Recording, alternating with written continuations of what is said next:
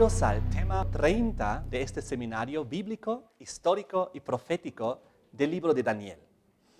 Hoy vamos a abarcar un capítulo en el libro de Daniel, que es el capítulo 12, que es impresionante y nos presenta nuevos tiempos proféticos y nos aclara y nos confirma los tiempos proféticos que ya hemos estudiado en el libro de Daniel. Pues como hemos ya visto, Dios es una persona muy didáctica y repite en cierto sentido las cosas, pero las enfoca de diferentes ángulos para profundizar y confirmar el conocimiento, para que los hijos de Dios, nosotros los que estudiamos la Biblia y las profecías, estemos absolutamente seguros de lo que creemos, muy bien firmados en la historia, en la Biblia, en la profecía, de tal manera que todo hace perfecto sentido, una armonía, una unidad perfecta de la palabra de Dios sin contradicciones.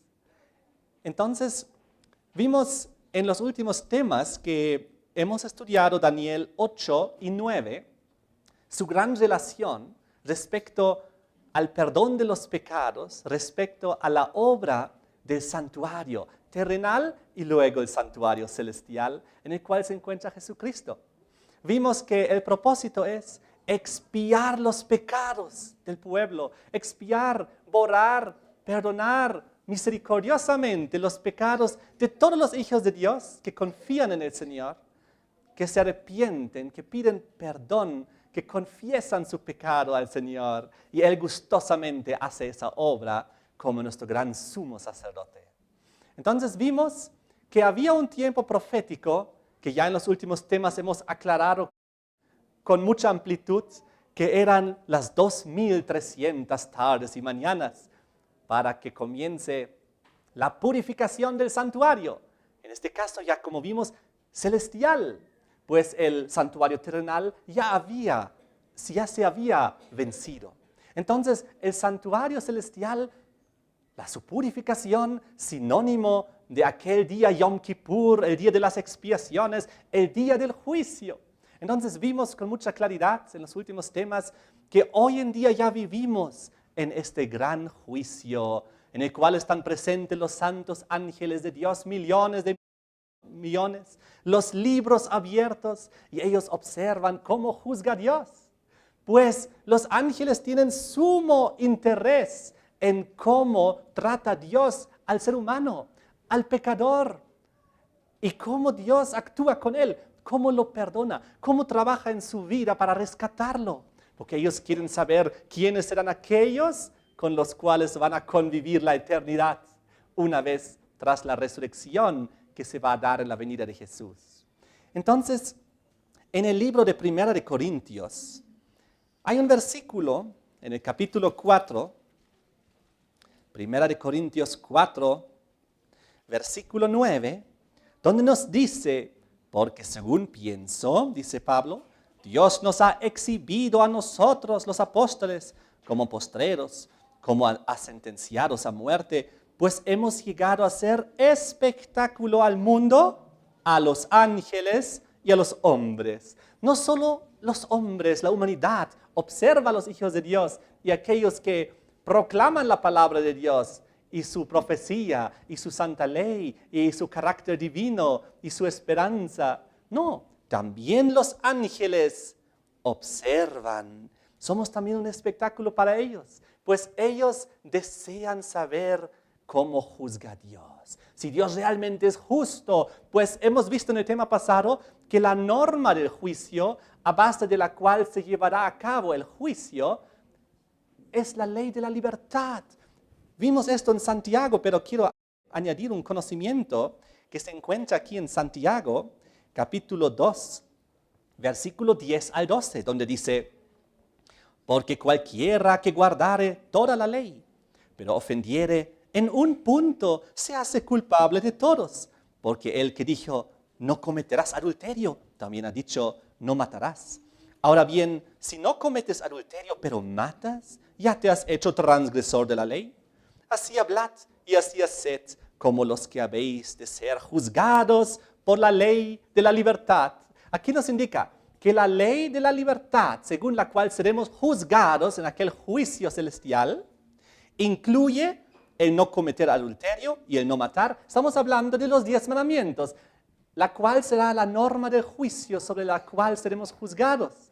Y aquello lo que vio San Juan en Apocalipsis 11:19, en el santuario celestial, donde vio el arca del pacto, pues ahí dentro están los 10 mandamientos vigentes por la eternidad como norma del juicio, pues eso da y respalda y garantiza la seguridad del gobierno de Dios, su santa ley, su santa voluntad expresada en sus 10 mandamientos. Y entonces dice aquí el versículo: cualquiera que ofendiere, que guardare toda la ley, pero ofendiere en un punto, se hace culpable de todos. ¿Cómo es eso posible si yo guardo 9 mandamientos, pero dejo de guardar un hito? ¿Cómo es que ya me hago culpable de todos? Pues la cosa es muy sencilla. Igual como aquí en la tierra, si nosotros vemos las leyes de los gobiernos, hay cientos, hay miles de leyes, pero alcanza que quebrante una de ellas. Por ejemplo, hago un secuestro a una persona, o robo un banco, o hago una estafa. Cualquiera, solo uno, ya soy, ¿qué cosa?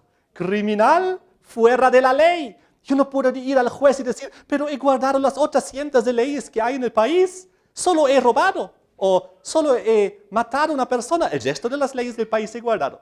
No, esto no sirve. Somos criminales si solamente ya fallamos en uno de los mandamientos del Señor. Qué interesante, ¿no? Y de esta manera dice que seremos juzgados por esta ley, los 10 mandamientos, la ley de la libertad. Ahora, ¿cómo es posible que esto es la ley de la libertad? Si me dice, no hagas esto y no hagas aquello y no hagas esto y no hagas aquello, ¿cómo es posible que es la ley de la libertad? Más bien parece la ley que me encierra. Ahora, ¿es la ley de la libertad? Pues 1 de Juan 3:4 dice, transgresión de la ley es pecado. Y Romanos 6 nos dice, la paga del pecado es muerte. Ahora, lo que significa, si nosotros vivimos de acuerdo con la ley de la libertad, ¿de qué nos libera el ser obediente a Dios? Nos libera de tener falsos dioses, nos libera de tener imágenes, nos libera de deshonrar a los padres, nos libera de codiciar y de adulterar y de matar y de mentir y de falsos días de reposo. Es decir, ¿nos libera de qué? Del pecado. Y al liberarnos del pecado, ¿nos libera de qué? De la muerte. Pues la paga del pecado es la muerte. Por lo tanto, vamos a ver lo que dijo el sabio Salomón. Recordamos que el hombre más sabio que hubo en la historia del mundo era el sabio Salomón. Y él escribió aquí el libro de Eclesiastés. Vengan conmigo al Antiguo Testamento, Eclesiastés capítulo 12, versículo 13 y 14. Aquí vemos las últimas palabras del sabio Salomón.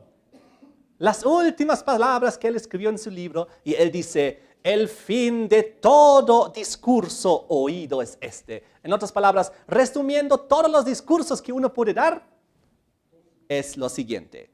Teme a Dios y guarda sus mandamientos, porque esto es el todo del hombre. Porque Dios traerá toda obra a juicio, juntamente con toda cosa encubierta, sea buena o sea mala. Muy interesante. El todo del hombre es obedecer a Dios. ¿Por qué? Porque va a haber un juicio. Desde su perspectiva estaba aún en el futuro, muchos siglos, milenios inclusive. Pero desde nuestro punto de vista, ya estamos en el juicio hace algo un poco más de 160 años.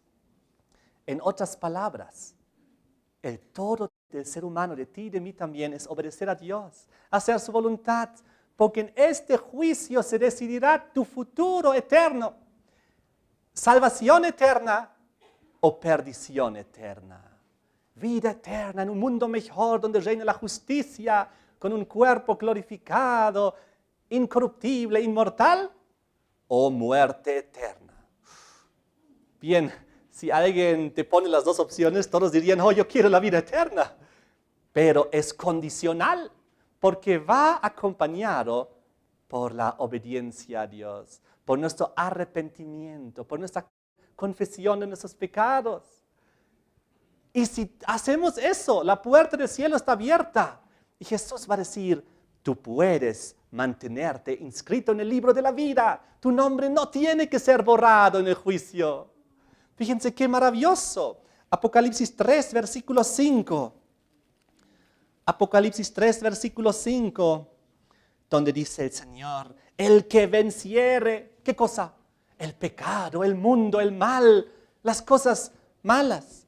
El que venciere será vestido de vestiduras blancas que representan la justicia, la santidad, la pureza. Y no borraré su nombre del libro de la vida.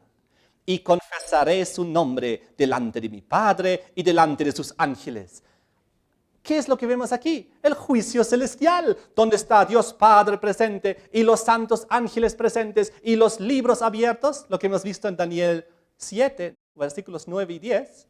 Y aquí Jesús está presente y Él dice, si tú vences, si haces la voluntad de Dios, si te arrepientes, si confiesas tu pecado, si cambias tu vida, si permites que el Espíritu Santo more en ti y si eres obediente a Dios, entonces yo, dice Jesús, voy a confesar tu nombre delante del Padre y los ángeles.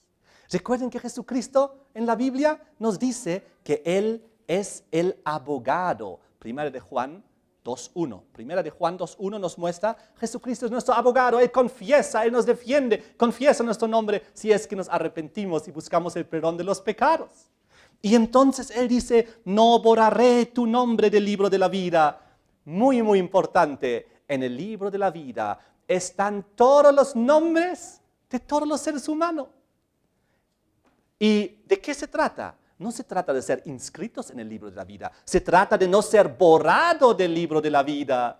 Dios tiene el propósito de salvar a todos. Dios quisiera que toda la humanidad se mantenga inscrita en el libro de la vida. Pero en el juicio se toma nombre por nombre y muchos tienen que ser borrados del libro de la vida. Ojalá que tú y yo no tengamos que ser borrados, sino mantenernos inscritos ahí para tener la vida eterna cuando venga el Señor. Ahora, la Biblia es muy clara en Éxodo 32, 33. Dice que aquellos que pecan van a ser borrados del libro de la vida. Los que se mantienen en pecado, en rebelión, que no se arrepienten, que no confiesan, que no buscan la reconciliación con Dios, que no aprovechan el tiempo de gracia, el tiempo mientras que el sumo sacerdote, Jesucristo, está trabajando por nuestras almas y nuestras salvaciones. Los que no aprovechan este tiempo en el cual se está dando el juicio, va a ser muy terrible si sus nombres tienen que ser borrados de aquel libro.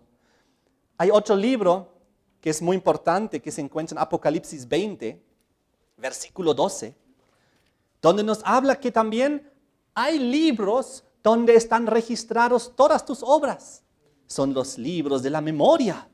Apocalipsis 20, versículo 12, donde dice, vi a los muertos grandes, pequeños, de pie ante Dios. Los libros fueron abiertos, plural, los libros. El libro de la vida ya lo hemos visto. Y dice, y otro libro fue abierto, el cual es el libro de la vida. Y fueron juzgados los muertos por las cosas que estaban escritas en los libros, según sus obras. El juicio celestial. Hay un libro de la vida, pero hay también los libros de las obras nuestras, ya sean buenas, malas, ocultas. Todo es transparente ante Dios. No nos podemos esconder, no nos podemos ocultar. Dios juzga con total transparencia en presencia de millones de ángeles. Dios juzga con todos los libros abiertos. Dios no oculta nada. Dios muestra todo. Y los ángeles como testigos están ahí viendo lo que está ocurriendo, cómo Dios juzga. Recuerden que tras el juicio celestial viene la sentencia celestial, lo que vimos en el tema pasado, Apocalipsis 17:1, cuando ya los ángeles con las 7 postreras plagas, que son ya parte del castigo de la sentencia, vienen y proclaman, vamos a declarar la sentencia. Y entonces ellos vienen ya acompañados por las plagas. Y una vez que se derraman las plagas, como hemos visto en Apocalipsis 16, los ángeles proclaman la justicia de Dios. Y entonces Jesús vuelve en gloria y majestad.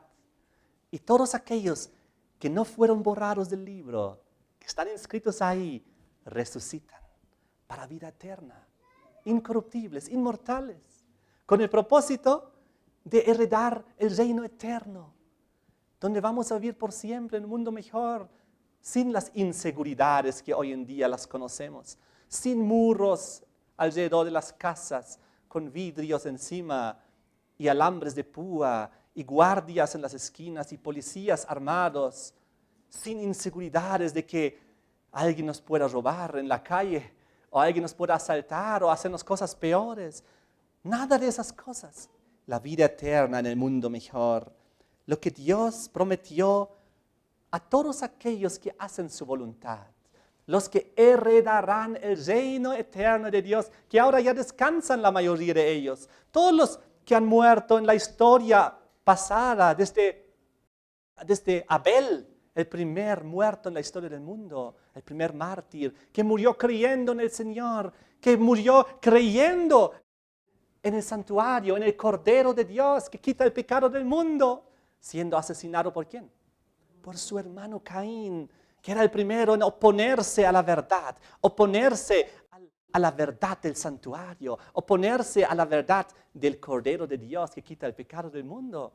Todos, desde Abel hasta el ultimito que va a morir creyendo en el Señor, que va al descanso, confiando en las promesas del Señor, todos ellos que estarán en el libro de la vida, los que no han sido borrados, en el juicio donde se investiga todos los casos, en la presencia de los ángeles, todos ellos resucitarán para vida eterna. Y tú y yo tenemos que estar ahí. Ahora ocurre que en Salmo 51 hay un versículo muy interesante respecto al juicio. Salmo 51. Aquí encontramos el gran arrepentimiento, la plegaria pidiendo perdón y purificación de parte de David, después de haber cometido adulterio, un asesinato indirecto y terribles pecados. Ahora él busca un sincero arrepentimiento y perdón y confiesa su pecado. ¿Obra de quién es esto? Del Espíritu Santo, que obra en el corazón de David, igual como obra en tu corazón también, para que te arrepientas de tus pecados, para que también como David busques el camino del perdón y del camino de la reconciliación, ejemplificado, tipificado a través del santuario terrenal que hemos visto. Entonces dice el versículo 1, ten piedad de mí, oh Dios, conforme a tu misericordia, ten piedad de mí. ¿Recuerdan lo que estaba encima del arca del pacto? Aquí lo vemos. El propiciatorio. ¿Recuerdan el pecador que dijo, sé propicio con mi pecador? Y ahora aquí David dice, ten piedad de mí, pecador, según tu misericordia. Eso es el propiciatorio, donde los ángeles, simbólicamente los dos querubines que miran a través del propiciatorio hacia la ley de Dios, en el juicio celestial, esos dos representando a las huestes angelicales de los millones que ven cómo juzga Dios de acuerdo a su santa ley que dice que el pecador tiene que morir. ¿Cómo aplica Él ahora su misericordia, su piedad? Entonces, dice ahí, conforme a la multitud de tus piedades, borra mis rebeliones, bórralas. No solamente perdónala, sino bórrala. Aquí estamos viendo un concepto del santuario completo, porque uno es el perdón. El pecador vino con la ovejita y entonces confesó su pecado sobre la ovejita. Entonces el pecado fue traspasado, transferido a la ovejita, que simbolizaba el Cordero de Dios. Entonces el pecador tenía que matar la ovejita. Y entonces el pecado, que está en esta ovejita simbólicamente en su sangre, porque la vida está en su sangre, dice, fue aspersado en algunos lugares del santuario. Y de esa manera el santuario fue contaminado. Y una vez al año el sumo sacerdote que entró al lugar santísimo en la presencia de Dios, donde estaba el arca del pacto, con los 10 mandamientos y con el propiciatorio y con los ángeles simbólicos, ahí es donde se borró el pecado. acumulado durante el año, donde se lo expió. No solamente el pecador que ese día vino con la ovejita, ese día ya salió con el perdón. Pero su pecado, el registro de su pecado se mantenía en el santuario hasta el día Yom Kippur, el día de las expiaciones, el día de la reconciliación, el día del juicio, donde todo ese pecado acumulado fue borrado, fue eliminado, fue expiado. Ahora cuando David habla y dice, conforme a la multitud de tus piedades, borra mis rebeliones. Él está pensando en el concepto total y general del santuario, no solamente en el perdón de su pecado, sino también en que es el registro que aún está sobre el santuario, también sea borrado ahí de los libros, de todo lado. Y sigue diciendo, versículo 2, lávame más y más de mi maldad, límpiame de mi pecado. Aquí habla del lavar y limpiar más y más. Aquí nos está mostrando que hay un proceso en la santificación. Hay un proceso en nuestra transformación, tal como el camino del santuario lo demostraba. Primero eras el pecador fuera del santuario terrenal. Luego tenías que entrar por la puerta al atrio, al patio. Y entonces ahí se hizo el sacrificio del Cordero de Dios. De ahí, un poco más allá, estaba la fuente de bronce con el agua donde se tenía que limpiar y lavar el sacerdote. Hoy en día, todos nosotros simbólicamente somos sacerdotes. Porque la Biblia nos dice que somos un sacerdocio espiritual. En ese sentido, ya no hay un sacerdote como mediador humano, así otro ser humano a través del cual tengas que ir al cielo, al Padre. Ahora tú mismo, a través de tu fe, tú puedes en oración acercarte directamente a Dios, directamente al sumo sacerdote, tal como lo explica el libro de los Hebreos. Entonces, ¿qué pasó? El pecador entra al patio, al atrio. Luego el siguiente paso es el lugar santo. Y luego el siguiente paso es el lugar santísimo. Dios quiere llevarnos de pecador a ser personas santas. Y Dios quiere seguir avanzando, limpiarnos más y más y convertirnos en personas más santas aún. Una transformación en nuestras vidas hasta que un día, como el sumo sacerdote que nos representaba a todo el pueblo, una vez al año, en el gran día Yom Kippur, el sumo sacerdote, representando a todo el pueblo, con temor y temblor, entraba ¿a dónde? Al lugar santísimo, la presencia de Dios. Y si él, en los últimos 10 días anteriores, no se había purificado, buscado el perdón de sus pecados sincero, entonces él tenía que morir. Por eso los sacerdotes, los sumos sacerdotes, tenían unas campanitas en su vestimenta. Y cuando caminaban, sonaban, cling, cling, cling, cling. Y la gente sabía, está con vida. Pero en el lugar santísimo, tenía que entrar con la soga alrededor de sí mismo. Y entonces, ahí en la presencia de Dios, ahí él hacía la expiación final, el borramiento del pecado acumulado durante el año. Y entonces salió y las campanitas seguían sonando, la gente sabía, ha sobrevivido. Porque en estos días de preparación frente al gran juicio, se preparó conscientemente, eliminó cada pecado consciente de su vida, arregló cada cuenta pendiente que tenía con algún hermano, alguna hermana, algún vecino, todo lo arregló. Cada cosa pendiente entre él y Dios lo arregló. Y entonces con una limpia conciencia, sabiendo, me arrepentí de todo, me confesé todo, estoy en paz, en armonía con el Dios y el prójimo. Así entraba a la presencia de Dios, ejemplificado por los 10 mandamientos, su santa ley, su voluntad. Y entonces él podía vivir en la presencia de Dios. Ahora, hoy en día en el gran juicio, que comenzó en 1844, todos nosotros simbólicamente somos el sacerdocio santo y espiritual de Dios como iglesia, como creyentes. Y todos tenemos que aparecer ante Dios. En aquel juicio, cuando se nombra nuestro nombre en el libro, entonces Jesús ahí en presencia de los millones de ángeles y se toma en cuenta cada caso. Y entonces nosotros aquí en la tierra, la purificación del santuario celestial que se está llevando a cabo, tiene que ocurrir en nuestra vida, en nuestra conciencia, en nuestra mente, en nuestro corazón. Porque no es un ritual el que nos salva, no fue el día Yom Kippur como una ceremonia, un ritual y listo, ahora estamos todos bien. No, ese día representaba la purificación del santuario terrenal y ahora el santuario celestial representa la purificación del santuario que eres tú y yo, porque la Biblia dice que nosotros somos templo ¿de quién? Del Espíritu Santo, dice en Corintios.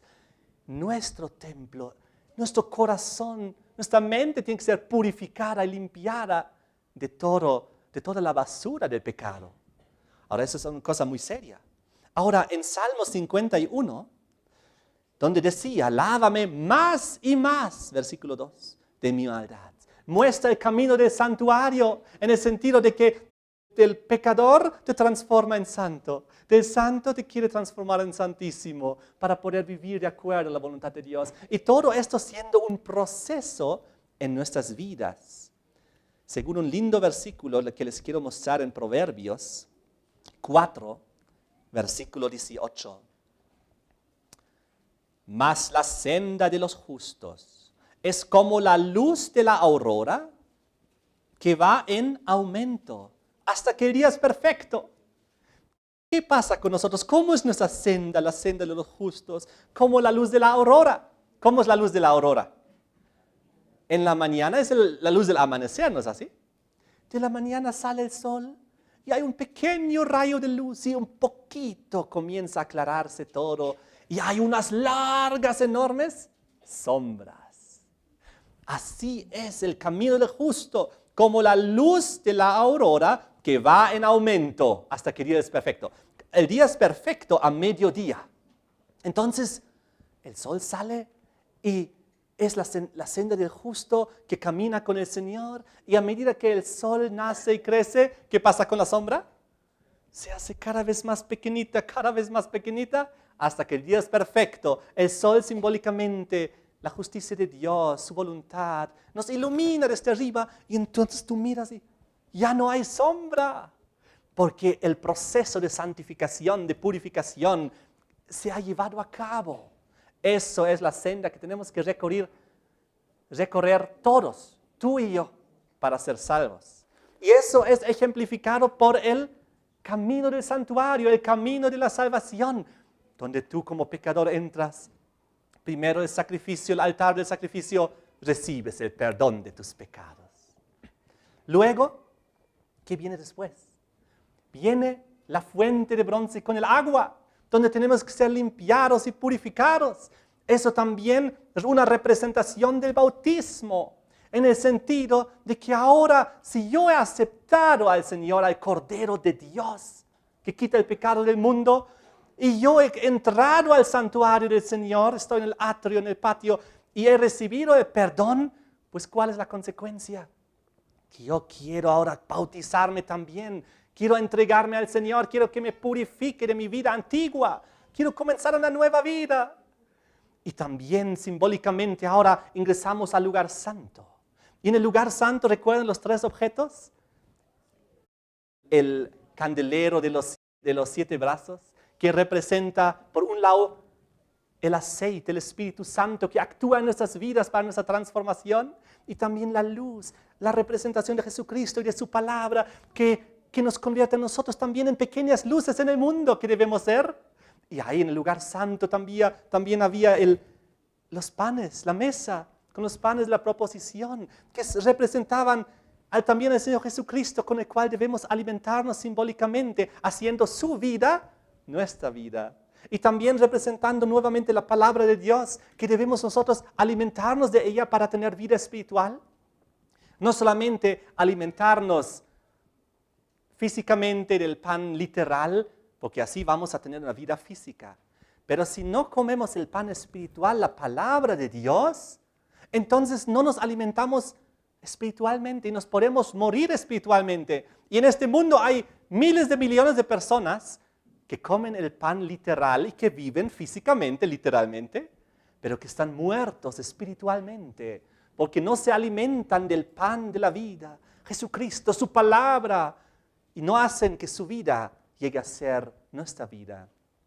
Y entonces, ¿qué otra cosa había en el lugar santo? Había el altar del incienso, donde estaba el incienso que representaba nuestras oraciones de los santos y también la ceniza del altar de los sacrificios. La obra de Cristo por nosotros, su justicia. Y entonces esto representa nuestras oraciones. Y si tú avanzas en el camino de la santificación, has aceptado a Jesucristo, has entrado por fe en el lugar santo, y entonces ahí has comenzado a estudiar la Biblia, a orar, a crecer espiritualmente, a fortalecerte espiritualmente, y también a llenarte con el Espíritu Santo, y has comenzado a ser una luz en el mundo. Entonces, estás listo para el siguiente paso, para ya vivir en armonía con la voluntad de Dios. Ese es el último paso para estar listo en el juicio en el cual nos encontramos ahora, para poder vivir, aunque con temblor y temor, pero en la presencia de Dios, sin tener que ser muerto, sin tener que ser borrado del libro de la vida, sino para poder obtener la vida eterna. Apocalipsis 12 nos muestra en el versículo 11 cómo vencemos como seres humanos. Apocalipsis 12, 11.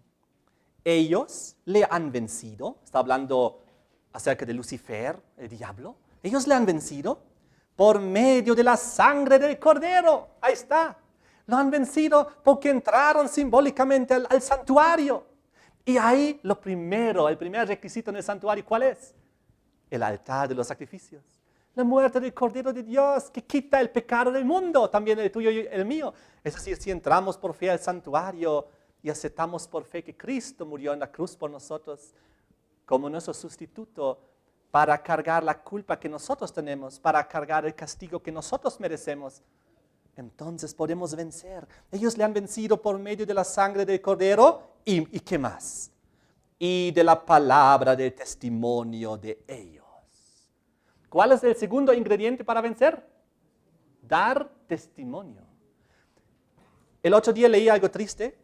La mayoría de los cristianos no dan testimonio. Nunca.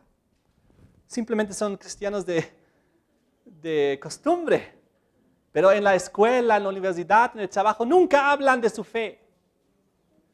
Pero si nosotros no damos testimonio, entonces no tenemos uno de los dos requisitos para vencer.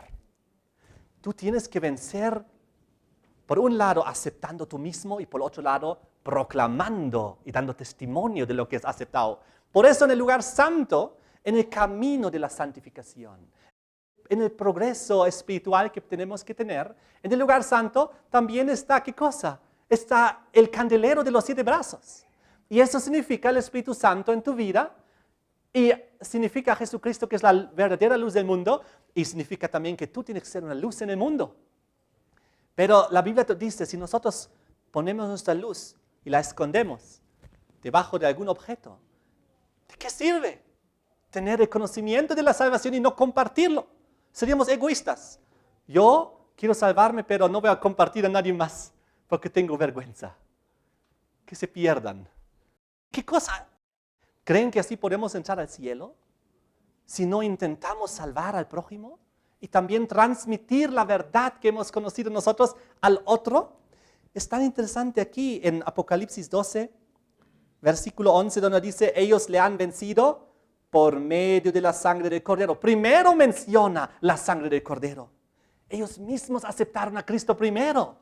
Y luego dice segundo, y de la palabra del testimonio de ellos, que viene como consecuencia natural. Pero si no damos testimonio y no compartimos y no somos luces en este mundo, entonces nos estamos excluyendo porque no tenemos amor al prójimo.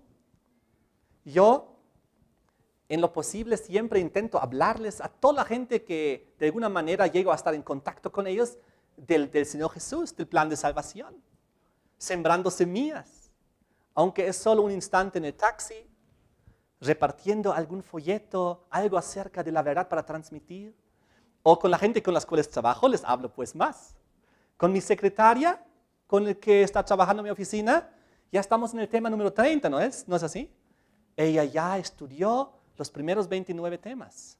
El de hoy no todavía porque no ha salido. Y ella ya aceptó toda la verdad, todo el conocimiento de la palabra de Dios. ¿No es maravilloso? Solo por, a ver, lea esto. La siguiente semana, aquí está el segundo tema, lea. ¿Le gustó? Sí. Compare con su Biblia, cada versículo, cada pasaje, para ver si es así. Y así nosotros tenemos que ser luces. Y dice Apocalipsis 12, versículo 11, una cosa más. Ellos le han vencido por medio de la sangre del Cordero y de la palabra del testimonio de ellos y menospreciaron sus vidas hasta la muerte. Esto sí hacía fuerte. Es decir, decidieron que la verdad y dar el testimonio de la verdad es más importante que la vida misma. Prefieren morir por causa de la verdad a vivir sin transmitirla. En un cercano futuro esto se va a repetir. Antes que Cristo venga, vamos a llegar ahí a ese estudio en otro tema, va a haber todavía una persecución final, donde otra vez va a haber mártires, y donde tú y yo tendremos que decidir qué es más importante, la verdad o nuestra vida. ¿Preferiremos seguir viviendo y negar la verdad? ¿O preferimos hasta morir de mártires por causa de la verdad? ¡Wow! Esos son tiempos tremendos que nos esperan, ¿no es así?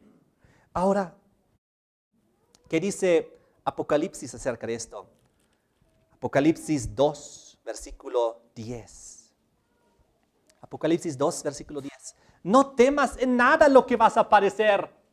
No temas que vas a morir. En nada. ¿Por qué? Porque nosotros creemos en ¿qué cosa? En la resurrección y en la vida eterna. Cuando Lázaro había muerto y vino Jesucristo y habló con su hermana Marta, ¿qué hablaron? Yo sé, dijo Marta, Él va a resucitar en la resurrección en el día postrero, yo lo sé. Confiaba en la resurrección. Y Jesús, para demostrar que la resurrección no es una teoría, no es algo, un símbolo, que es algo real y verdadero, lo resucitó ese ratito. Después de 4 días estando muerto. Jesús a propósito vino recién cuando Él estaba 4 días muerto, para que no haya duda de que esté muerto. Porque ya olía mal. De tal manera que nadie podía decir, oh, Lázaro no estaba muerto, estaba quizás inconsciente. No, Jesús a propósito vino al 4º día cuando estaba definitivamente muerto. Nadie lo podía negar porque ya olía mal. Un día, viviendo en el departamento, había un ancianito que era nuestro vecino en un mini departamento. Y de vez en cuando lo veíamos, era un hombre solo, no tenía nadie, sus familiares en algún lugar del mundo. Y lo veíamos de vez en cuando, le saludábamos y entraba y salía. Un día no le vimos y todo el mundo dijo, ¿dónde estará el Señor? Nadie lo estaba viendo. Y de repente había un tremendo olor en el pasillo del departamento, porque era un edificio que compartían 3 departamentos, A, B y C, y él vivía en el C, y nosotros en el B.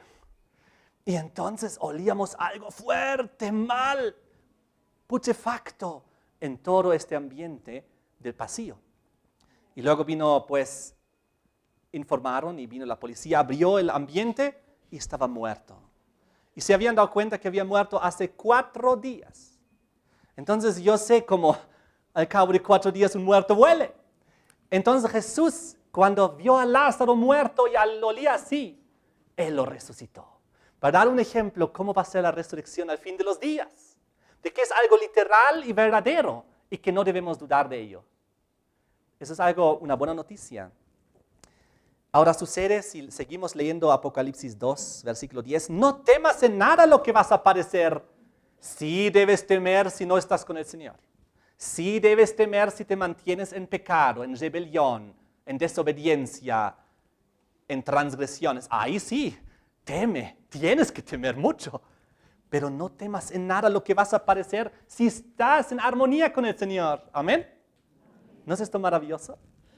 Y aquí dice, el diablo echará a algunos de vosotros en la cárcel. No será fácil. Habrá gente injustamente en la cárcel para que seáis probados. tendréis tribulación por 10 días, pero dice, sé fiel hasta la muerte y yo te daré la corona de la vida. Sé fiel hasta la muerte, no temas en nada lo que vas a padecer. Sé fiel hasta la muerte y yo te daré la corona de la vida. ¿Por qué? ¿Y cuándo? En el retorno de Cristo. Cuando suene la última trompeta y Jesucristo vuelva después del juicio, después de declarar la sentencia, cuando cada caso es decidido, cuando se aplica Apocalipsis 22, versículo 11, donde dice, el que es injusto sea injusto todavía, el que es inmundo sea inmundo todavía, pero el que es justo practique la justicia todavía, y el que es santo santifíquese todavía. Un momento cuando las cosas están definidas y decididas, ya sea para la salvación o para la perdición. Entonces Jesús sale, la sentencia se declara, se derraman las 7 posteras plagas y entonces al cabo de ellas llega el Señor y se da la resurrección de los justos. La primera resurrección, la resurrección de todos aquellos que han confiado en el Señor, que han creído, que han ido al descanso con el perdón de sus pecados. ¿No es maravilloso? Jesús quitó de en medio el pecado y puede quitar el pecado de en medio de tu vida también y de mi vida también. Y no solamente lo puede hacer, lo tiene que hacer, porque si no, nos perderemos. Pero el Señor no nos obliga, como vimos en el tema anterior. El omnipotente Dios tiene solamente una cosa que no puede hacer, que es incapaz: de salvarnos contra nuestra voluntad, porque Él jamás nos obligará, nunca nos pondrá una espada en el cuello y nos dirá, arrepiéntete, confiesa tu pecado para que seas salvo. No, es gratuito el perdón. Si quieres, tómalo. Si no quieres, no lo tomes. Pero el Señor dice, tómalo, te recomiendo, hazlo. Lucha por nuestra salvación, tal como dice en Apocalipsis capítulo 22, versículo 17. El Espíritu Santo y la esposa, símbolo de la iglesia, dicen, ven. El que oye diga, ven. Y el que tiene sed, venga. El que quiera, tome del agua de la vida gratuitamente. ¿Quién? El que quiera. Y el que no quiera, pues que no lo tome. Pero entonces no va a tener el agua de la vida. Y va a tener que morir. Ahora, volviendo aquí a Salmos, capítulo 51, David hablaba y decía, lávame más y más de mi maldad, límpiame de mi pecado. Versículo 3, porque yo reconozco mis rebeliones. Para poder confesar y para poder arrepentirte, tienes primero que reconocer que eres malo, que eres pecador, que no te mereces ir al cielo, que te mereces el castigo. El momento que reconocemos nuestras rebeliones, es ahí donde buscamos la solución a Jesucristo. Por eso dice que la ley nos ha llevado a Jesucristo. El fin de la ley es Cristo, pues el propósito de la ley, para mostrarnos que somos pecadores, es llevarnos a Jesucristo, para que en Él tengamos el perdón de los pecados. Y sigue diciendo, versículo 3, mi pecado está siempre delante de mí. Él siempre en su conciencia estaba su pecado, pero Él quería ser libre. Por eso decía, borra mis rebeliones. Versículo 4, contra ti solo he pecado y he hecho lo malo delante de tus ojos. Porque delante de los ojos de Dios ningún ser humano se puede esconder. Y ahora viene algo muy interesante. ¿Para qué? Para que seas reconocido justo en tu palabra y tenido por puro en tu juicio. ¿Qué dice aquí David? Él entendía muy bien el asunto del santuario, el asunto del juicio, del Yom Kippur, del día del juicio. Porque él decía, borra mis rebeliones, ten misericordia, lávame de mi maldad, límpiame de mi pecado, reconozco mis rebeliones, siempre están delante de mí. ¿Para qué? Para que seas Dios tú, para que Dios tú seas reconocido justo en tu palabra y tenido por puro en tu juicio. Porque según como Dios juzga, así los ángeles le ven a Dios. Si Dios sería injusto en el juicio, ¿cómo lo verían los millones de ángeles que están presentes? Como un Dios injusto. Pero la Biblia nos muestra que todos los ángeles tras el juicio proclaman su justicia. Porque Dios hizo todo abierto, transparente. Y de tal manera, si nosotros nos arrepentimos, confesamos el pecado, entonces el Señor es reconocido justo en su palabra y tenido por puro en su juicio. ¿Por qué? Porque en el juicio dice, nombre David, pecado, asesinato y adulterio. Pero al ladito dice, se arrepintió, confesó, pidió perdón. Por lo tanto, puede mantenerse en el libro de la vida. ¿No es maravilloso esto? A veces pensamos, somos tan grandes pecadores, ¿será que Dios nos aceptará? Si Dios aceptó a David, que era asesino y que era adúltero, también nos aceptará a todos nosotros. Y aunque hemos hecho cosas peores, porque para Dios no hay límite de perdón. Dice en un cierto versículo en Romanos, donde abundó el pecado, sobreabundó, ¿qué cosa? La gracia, el perdón. Es decir, no importa cuánto hemos pecado, la gracia de Dios, su misericordia siempre es más grande que nuestro pecado. Por lo tanto, solamente tenemos por fe, en confianza, ir y aceptar el perdón. ¿Qué significa abunda y sobreabunda? Por ejemplo, cuando Dios creó a Adán y Eva, les dio el oxígeno para respirar. Eran dos seres humanos y tenían toda la atmósfera para respirar. ¿Abundó o sobreabundó la atmósfera, el oxígeno? Sobreabundó. Ellos podían respirar toda su vida y lo más rápido posible y nunca se acabaría el oxígeno. Y luego comenzaron a crecer más niños y más seres humanos. ¿Y hoy en día cuántos somos? 6.000 millones, ¿no es así? ¿Cuánto? 7.000 millones. Miren, me equivoqué en 1.000 millones. 7.000 millones de seres humanos respirando día y noche. ¿Y el oxígeno se acaba? No, sobreabunda. De la misma manera, donde abundó el pecado, sobreabundó la gracia. No importa qué es lo que hemos hecho, Dios lo puede perdonar y lo quiere perdonar y lo va a perdonar si es que pedimos perdón. Y entonces la puerta del cielo está abierta. De esta manera, en el juicio, los ángeles reconocen a Dios. Tú eres justo, tal como aquí dice en los Salmos David, para que seas reconocido justo en tu palabra y tenido por puro en tu juicio. Y todos los ángeles presentes dicen, tú eres justo, tú eres puro, porque tú has juzgado correctamente cada ser humano.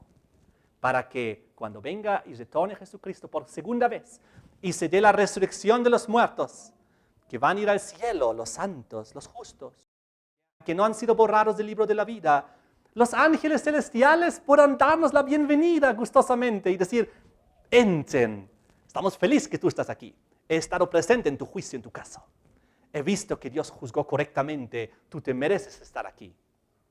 Entonces, eso será maravilloso, ¿no? De paso, conoceremos nuestro ángel de la guardia, que siempre ha estado ahí a nuestro lado, también anotando seguramente los registros de nuestras obras buenas, malas y ocultas. Será un encuentro maravilloso, me imagino. Conoceremos a los que han muerto, a los seres queridos que han fallecido, los vamos a recuperar, si es que también creyeron en el Señor y fueron al descanso en esta fe. Conoceremos los grandes hombres de Dios. Abel, hola Abel. Él que será muy triste. ¿Dónde está Caín, mi hermano? Tremendo será. Será triste. Sería un día de felicidad y un día de tristeza. Porque para aquellos que van a obtener la vida eterna, de felicidad. Pero obviamente también de tristeza al ver que hay mucha gente que no está ahí. Seres queridos, amigos, gente influyente de la historia, gente que han sido queridos.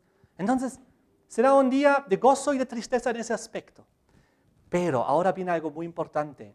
El juicio que se está llevando a cabo en este momento, aquel juicio lo denominamos un juicio investigador, porque en él se investigan los casos de todos los seres humanos para ver quién puede resucitar, quién puede ser transformado, quién puede ser arrebatado y quién no. Quién tiene que morir y sufrir el castigo. ¡Wow! Todo eso. Y todo eso frente a millones de ángeles con los libros abiertos desde 1844, ya más de 160 años. Entonces, la pregunta es, ¿para quién es este juicio? ¿Para quién? Claro, es para juzgar a los seres humanos, para ver quién irá al cielo y quién no. Pero, ¿en presencia de quién se lo realiza? De los ángeles. Dios, les pregunto, Dios es omnisapiente, ¿no? Él conoce el futuro y el pasado. Él conoce tu corazón, tus pensamientos. La Biblia dice que Dios conoce cada cabello que tenemos en la cabeza. ¿Por qué Dios tiene necesidad de hacer un juicio que ya está durando más de 160 años? ¿Acaso Dios necesita hacer un juicio? No. Dios lo hace por amor a ¿quiénes? Por amor a sus ángeles. A los millones de ángeles que están presentes en el juicio, que quieren ver la justicia de Dios, que quieren ver cómo juzga Dios. Si Dios realmente es justo y misericordioso, como dice ser. Y tras el juicio los ángeles declaran, Dios, tú eres justo. Es decir, las dudas que todavía están en los ángeles celestiales respecto a la justicia y la misericordia de Dios se resuelven al 100% en el juicio. El juicio es para los santos ángeles del cielo, para que ellos vean la justicia de Dios, para que ellos vean con claridad cómo juzga Dios y que Él es tenido puro en su juicio. Los ángeles reconocen, realmente Dios es justo. ¡Wow! Realmente Dios es misericordioso. Realmente Dios es bueno. ¡Gloria a Dios! ¡Aleluya! Los ángeles reconocen.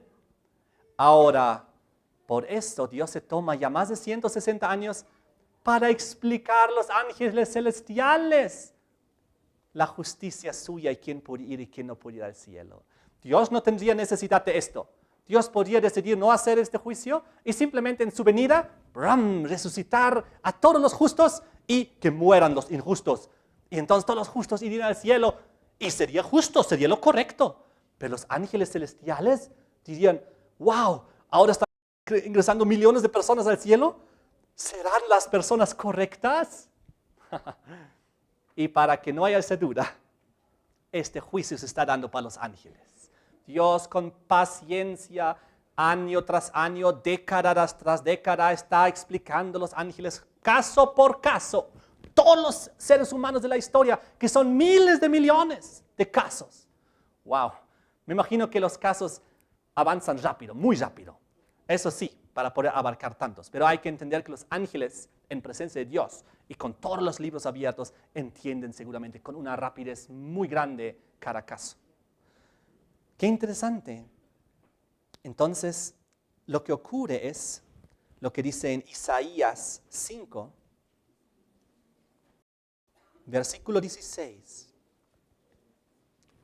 Por si acaso, para nosotros los seres humanos, lo vamos a estudiar en otro tema, también Dios dedica todo un lapso grande de juicio para que tú y yo, los que iremos un día a morar en el cielo, de la misma manera veamos la justicia de Dios y entendamos por qué ocurrió esto en la vida, por qué aquello, por qué este ser querido no está, por qué aquella persona no está. A nuestras dudas también Dios va a dedicar un tiempo largo para aclarar, igual que ahorita en esta fase para los ángeles. Pero eso vamos a ver en otro tema. Se registra en Apocalipsis 20, todo lo que les estoy diciendo. Ahora, en Isaías 5, versículo 16.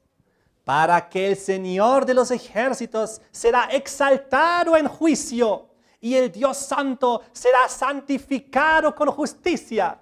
¿Qué pasa con Dios en el juicio? El Señor de los ejércitos, ¿qué será con Él? Él será exaltado en juicio. Porque en el juicio, en cierto sentido, Dios mismo en cierto sentido está siendo juzgado. ¿Pero en qué sentido? Porque todos los ojos de millones de ángeles observan cómo juzga Dios. Y según lo que Dios juzga, será juzgado, ¿no es así? La Biblia dice claramente, según tú juzgas, tú serás juzgado. Ahora, si Dios juzga con justicia, será enaltecido en el juicio y todos dirán, Él es justo.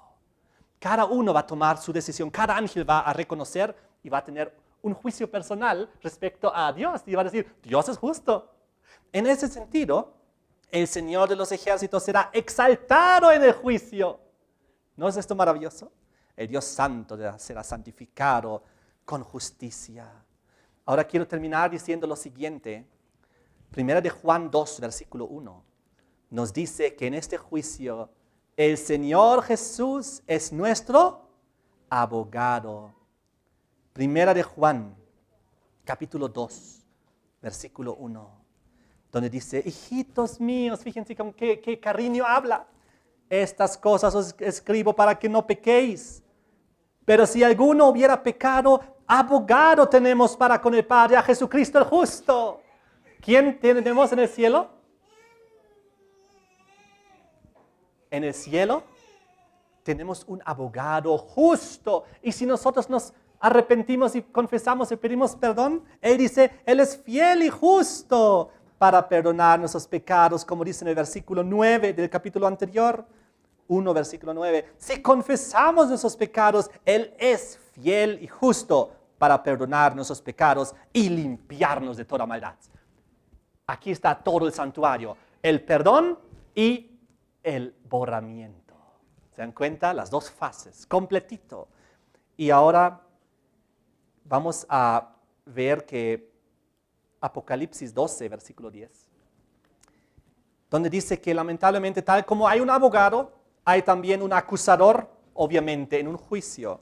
Apocalipsis 12, versículo 10, nos dice quién es el terrible acusador.